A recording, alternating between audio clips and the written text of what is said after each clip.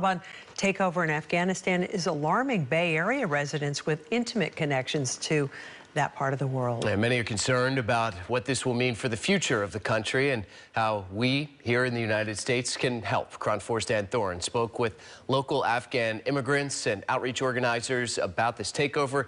He joins us live tonight in the newsroom with what they're saying. Good evening, Dan.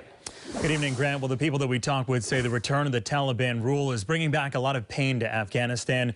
The president of the Afghan Cultural Society, based in Fremont, is worried that this is a worst-case scenario and that 20 years of U.S. involvement and any improvements that were made in Afghanistan have fallen apart. Some local groups say despite being in the Bay Area, they'll be working to help those in need a world away. Horror and fear have gripped Bay Area residents with close connections to Afghanistan. The fall of the country's capital to the Taliban and the images that have followed, leaving local Afghan immigrants and families alarmed. It is horrific.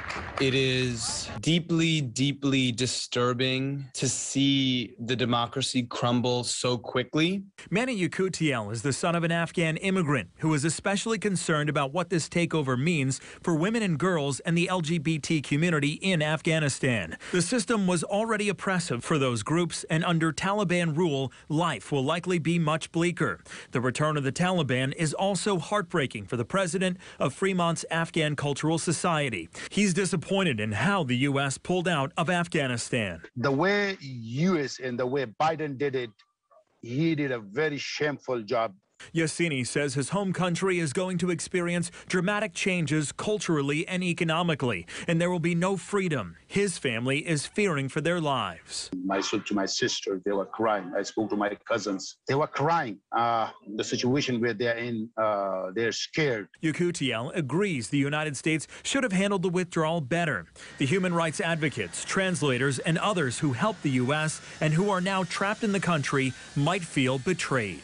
We owe Afghans a way out. People need to be airlifted out who are in danger of losing their lives, but we need to move now to get as many Afghans out of there as possible. Manny's in San Francisco's Mission District will be hosting an event tomorrow night at 7 to discuss ways to help the people of Afghanistan. Local groups, including the Afghan Cultural Society, are pleading with people to put pressure on Congress to act and again help the country. Reporting live in the newsroom, Dan Thorne, KRON 4 News.